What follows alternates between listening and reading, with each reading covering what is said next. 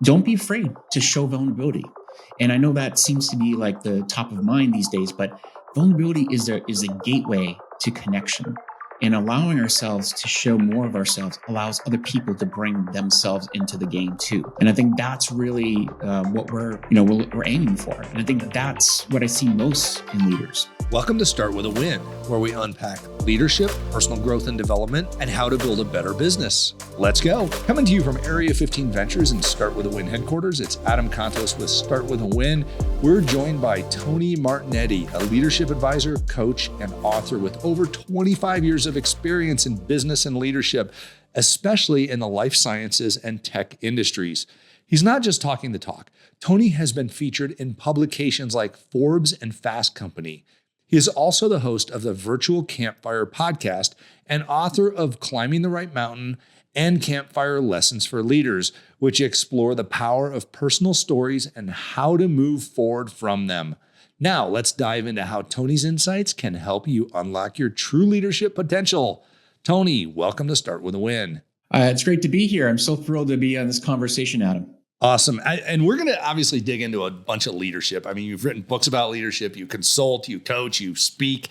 You've got a great deal of history in leadership, but it's fascinating where you started getting into this, because it really kind of took me a little bit off guard when I saw that you are massively creative, because a lot of leaders are so much more structured and don't kind of get outside of that framework, but you're an artist. Also, take us back in history real quick and tell us how you got into leadership.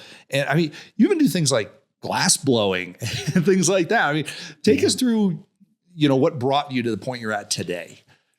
Yeah, I mean, it's one of those things that I've tapped into recently about this. We need to own different parts of who we are. And oftentimes we force ourselves into fitting into a role. And that's what I did for most of my life. So my early beginnings were as the artist, potentially going to become an architect or what have you. And then I found myself, being advised by others, you should go and become a doctor. And I'm like, okay. Oh, wow. And so, I was a smart kid, and I've always been smart. And at least that's the way that people saw me. So I went pre-med, and then realized that although I do enjoy the sciences, it just wasn't really me. And so although that part of me was excited about the idea of becoming a radiologist and doctor, I ended up switching into the business side of biotech. And that's what became my life for almost 25 years. And I worked in finance and strategy roles for a number of years. And I kind of stuffed my creative side down deep inside until I decided something was missing. And people would always say to me, there's something about you that's different. And I would be like, yeah, whatever. But this is what I get paid to do. And I get paid to analyze, to think numbers, to tell the number story. And ultimately, I realized that missing piece was what I needed to spend more time focusing on. Wow. So, that's amazing. I love how, and fundamentally, it seems like, you're using your whole brain. We've got left brain people, right brain people. Tony is a whole brain guy. So I'm sure it really helps with strategizing and connecting with the people that you lead and actually uncovering a lot of those emotional intelligence aspects of leadership, because that's ultimately what it is it's the art and science of leadership. Exactly. So I think there's something about that, which is, as I got into the aspects of, leaping out of the corporate world, and I'm happy to share that part of the journey. But one of the things I realized is that people used to always say there's, your perspective is very unique. It's an expansive perspective because I've got my mind in very different worlds. And doesn't mean I'm in the clouds. It means that I just have a very, very unique perspective. So, wow. And I want to get into your book, Campfire Lessons for Leaders. It came out in December 2023. And I mean, it's got a ton of 5-star reviews, and it's hard to get 5-star reviews on leadership books, frankly. I mean, it's, a lot of people are very critical of how leadership operates and the ideas behind it. So ultimately, why did you write that book? And, what was in your heart behind the passion to do so? Yeah, it was really a hard choice for me to do it, but I felt the call because of the fact that I had been on this journey to talking with so many amazing people in my podcast, The Virtual Campfire. And what I realized is that they had shared with me a gift. And I felt almost like I had a responsibility to pass that on in a meaningful way. And so what I decided to do is look back at over 200 interviews and start thinking about what is it that they were trying to tell me about themselves? What were those lessons that they were teaching me that I needed to kind of bring together into something that was more powerful to pass on? And that's where I saw that almost a responsibility to do so, which is not easy because I also wanted to make sure I did it in a way that was, respecting them, honoring them, because a lot of the stories were very personal. Yeah, Totally. You in the book, Campfire Lessons for Leaders, you have this concept called the 3 C's. yes, And I love this concept. Obviously for everybody that doesn't know, the human brain thinks in some odd ways. We love 3s and 5s. yes. And it's easiest for us to remember those for some reason. Maybe it's because we have 5 fingers. I don't know. But the reality is when we think about 3s or 5s, we seem to remember them and we can apply them better. And that's one of the things I liked about Tony's book here. And these 3 C's begin with connection. Yes. Tell me what do the 3 C's mean and why did you start with connection here? Yeah. I mean, one of the things that I realized almost after the fact, you start to write, you start to put things into paper and you realize what is the most important aspect of this book and the things that I'm putting together is that it's about connecting to our story, connecting to ourselves first and foremost. And when we do that, it starts to create this sense of connection to others. And that's what ultimately the goal is, right? The more we understand ourselves, the more we're connected to who we are, then we can create an outward move, which is how do I bring that out into other people, into how I work with other people. And so connection is so critical, but it's way beyond I'm out there networking and, creating more, connection points on my LinkedIn profile. That's not what it is. We have to make sure we're thinking about it on a very deep level. How are we creating connections that matter, that are going to move the needle in my life and theirs? Yeah. It's interesting you say that because we can never build trust without connection. Yeah. Yeah. And obviously trust is the currency in relationships and it's really the currency in leadership as well, because you're not going to follow somebody you don't trust. Yeah. So, I love the second C also, compassion. Mm-hmm. Just talking to you, Tony, you can tell you're really a compassionate guy. I mean, you care, you deliver your feelings with your words, and you're very soft spoken. Yet you land a heavy impact in how you deliver your messaging. Why did you pick compassion as the second C? When it comes down to it, I mean, compassion is the only way we're going to be able to allow ourselves into other people's lives, right? If we're just coming in and we're heavy-handed and we're just saying, okay, you're doing this as a leader, I'm coming to you and saying, do this because I'm asking you to do it, and that's it. That's not going to allow ourselves to really understand people. So we have to have compassion. We have to be able to understand where are people, how are we receiving them? And I think before I get too far along on the others, it's also about understanding ourselves, the compassion for ourselves and saying, look, I'm going to mess up and that's okay. And sometimes I'm going to have bad days and I have to be compassionate with myself. This is an area that I've also started to lean into very heavily with, my own way of navigating. We have to have self-love. Which sounds so creepy, I know, but we have to love ourselves. And it's hard to do that, especially when you start to feel like, gosh, I'm not knocking it out of the park on certain things.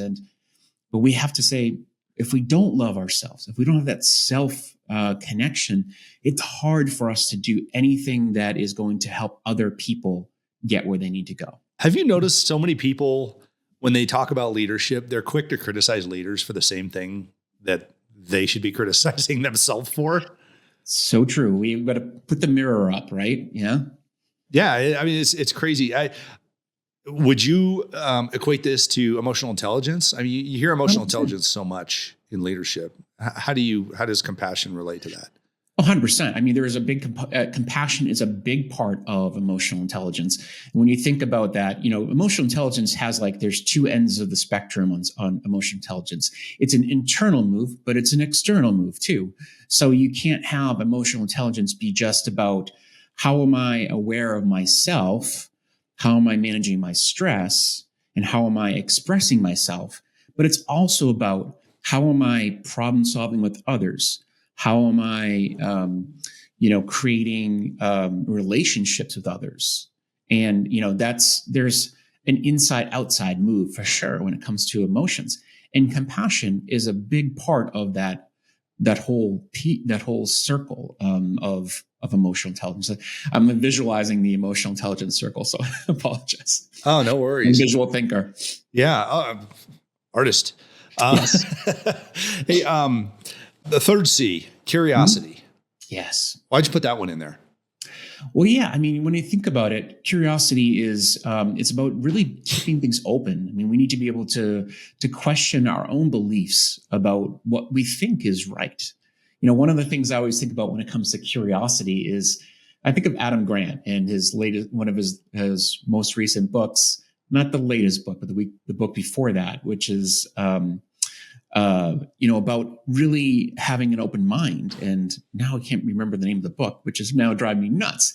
But his book has us really questioning, what are we, when we hold on to ideas too strongly, then we're never going to be able to get very far. So we have to question our own beliefs and what we think.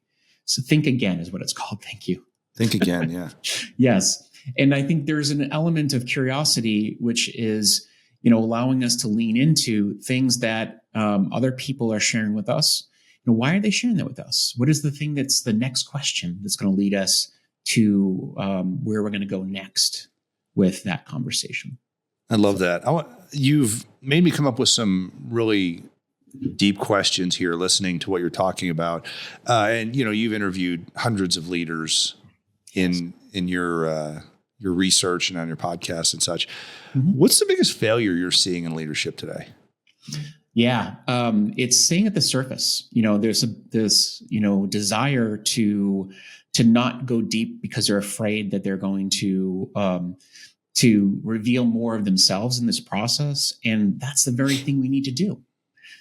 Staying at the surface in terms of our questioning with other people. And not just talking about strategy stuff. I'm talking about the ability to dive deep into getting to know people. Don't be afraid to show vulnerability. And I know that seems to be like the top of mind these days, but vulnerability is a gateway to connection. And allowing ourselves to show more of ourselves allows other people to bring themselves into the game too. And I think that's really what we're aiming for. And I think that's what I see most in leaders. If I were to add a second one to that is the inability to slow down, to create space. We don't need more time. We need more space. And then what I mean by that is that we need to be able to have space to say, what's really happening these days? What do I need to focus my time and energy on? And how can I think bigger? If I don't have time, have space, then how can I do that? Right? I love that. I that resonates with me so much. I used to be a SWAT team commander. I led a team of 25 SWAT officers, and everybody tried to rush through everything. And we had a saying, and that was slow down to speed up. Yeah. What does that mean to you in business leadership? Slow down to speed up. Do you think that's pertinent? More than you know. I mean, and it's something that I learn every day. The slow down to speed up is really about, allowing yourself, especially in stressful times, to look at things from the perspective of what decisions need to be made or not be made in this very moment. Slowing down allows us to see better. Yeah. It actually reminds me of something I often share with people. expand your vision, narrow your focus. Oh, When yeah. you're expanding your vision, it's about stepping away from the wall that you're running into oftentimes because you're in a pattern of go, go, go, go, go, do, do, do. But when we stop, slow time down, we can get expansive. We can see more opportunities, see more potential avenues.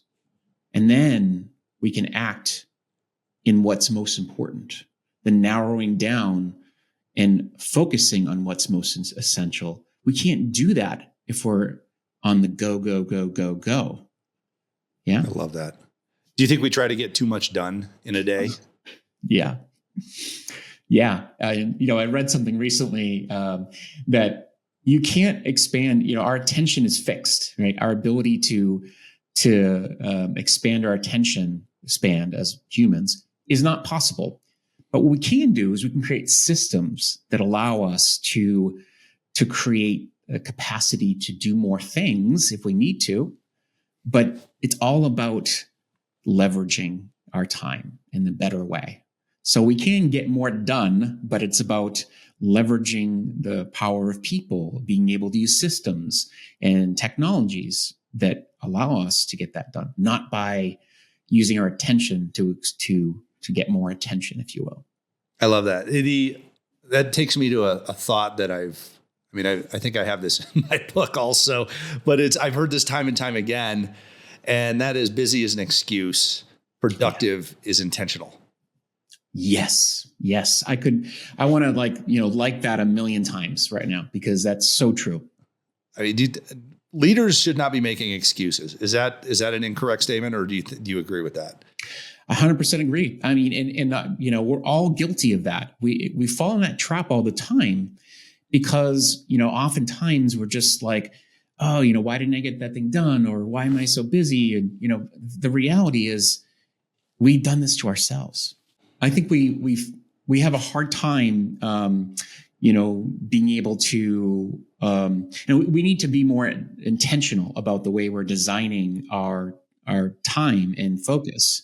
And I think ultimately what we're trying to do is, in a day-to-day basis, we need to be able to create the path to getting the right things done. And I think intention is what we need to be able to connect to as leaders. All right, Tony, I love the intentionality here. One of the things that I see leaders intentionally doing is hiding from the people that they lead. It's like, oh, I didn't have time to go talk to people. I didn't have time to tell a story to my business. And I know you're really big on the storytelling aspect, but it seems like leaders are hiding instead of leading a lot. Do you see that occur? I know it happened during COVID. I saw it a lot during COVID. Yeah. But we're not in COVID anymore, folks. I mean, that's like years ago now. How can we be more present and make less excuses and be more intentional with our presence? Is that something that, it seems to me like that's what the employees and our customers are asking for. Is that what you're hearing? Absolutely. And I think there's, you said they're making excuses and saying, oh, I'm busy, or they're traveling. And, because of their schedule, people then start saying, okay, well, we have leaders who are just not available to us. And so therefore, they just feel a disconnect. And we don't want to feel disconnected. Now, does that mean you have to be 100% available all the time everywhere? No, it just means that you have to create moments when people can feel and see you. And when I say feel, it means like you want people to feel who you are. You want to know that your presence is palpable, and it's really something that is real. And that might be the small things of like just showing up and saying hello to people. One of the things I remember very clearly, and this is not to be naming names, but I worked for a very big company early in my career. And there was a separate elevator for the CEO. Really? Yes. And, that does not send a good signal. No. Right? when you realize that the CEO does not want to interact with the people in the company. And then fast forward many years later and worked for another big company. And the CEO would come down to my office. And at this time, I'm still a very junior person for the most part.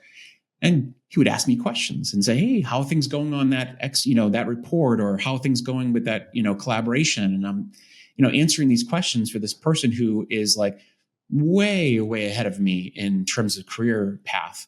But he's asking me questions and just stopping by for 10 minutes or 5 minutes.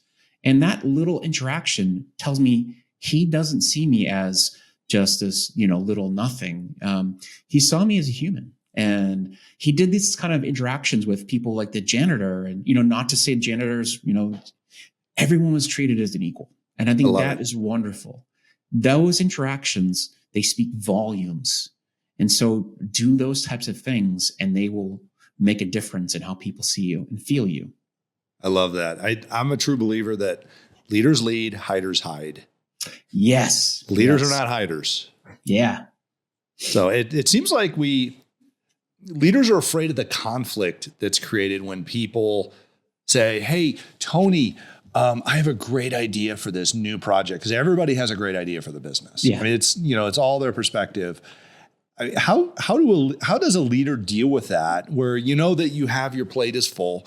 The number one thing a leader can do is say no to distractions. And, a lot of these things are distractions, but you still want to listen to your employees and make them feel heard without just, casting them aside. I mean, you got to stay on the track. You got to work your system and your strategy and things like that.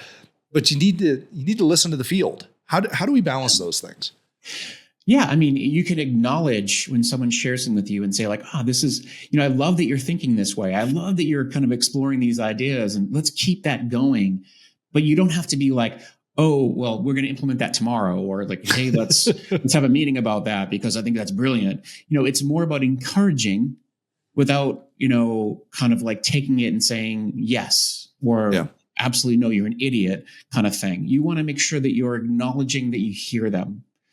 And if you feel like there's a path for that to happen, you'd be like, hey, look, you should connect with XYZ and let's see what happens, without making promises. Because it may be a brilliant idea, and you're like, 100%. I hadn't thought of it that way. Yeah. So you don't want to turn off that flow of ideas in your business. Exactly. And every idea needs to still percolate further, right? You don't want to be like, oh, that's a brilliant idea. Let's go invest, $1 billion in that tomorrow. And then, you've just bet the farm on that. You don't do that. So ultimately it's about, letting people know that every idea needs time to continue to evolve. Yeah. Wow. All right. So I get to teach a lot of MBA students, executive MBA students, things like that, about leadership. And it seems like everybody gets stuck in structure of, I got to learn finance, I got to learn economics, I got to learn, what's marketing, human resources, human capital management, things like that. Mm-hmm. But they don't get the key tips from key leaders very often. If you were in front of a classroom of MBA students and they're like, Tony, give us a bit of leadership wisdom, what would you say to them? Yeah. I would say the biggest wisdom I would offer is to get really good at having meaningful conversations, because they're the gateway to making an impact. Being able to intuit through those conversations what is important and what needs to be, brought forward, and what people are not saying in those conversations that need to be dug deeper into. Through conversations, everything happens. That's the key to unlocking the door of everything in organization and beyond. So get really good at being in conversation with people, and not just to get something, but to build something further from there. I love that. Tony Martignetti, leadership coach, leadership guru, I guess I could say. I don't know if you've ever been called a guru before, but some incredible wisdom here, man. I mean, it's great to talk to you today. Also author of Campfire Lessons for Leaders. So make sure you check out Tony online at the Virtual Campfire Podcast. Like and subscribe and leave him a 5-star review, please. We all appreciate that in the podcasting space. Check out Tony on LinkedIn. He's got a ton of LinkedIn followers and a lot of great information on there. Tony, you've got a great social media presence. So it's kind of hard to miss you on social media. I love it. Thank you. And also, Tony, I have a question I ask all the leaders on the show, and I look forward to hearing your answer on this because you've dropped a lot of wisdom bombs on us today.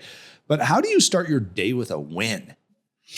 Yes, I love this question because I think it's important to not only, have a win by doing one thing, but to continue to sharpen that saw as you go throughout your journey in life, right? But my biggest win is always to start with a walk with my dogs. I have 2 dogs, and to get out there, and I see it as a double win. I usually listen to some audiobook, and I get exercise, and I'm spending time with my amazing dogs. So that's a big win. And I come back refreshed and feel ready to take on the day. I love it. I spend time with my dogs every morning. Also, it's an incredible time, and they just bring so much joy to our lives. Tony Martignetti, we appreciate you for all you do to help develop leaders, and thank you for starting with a win.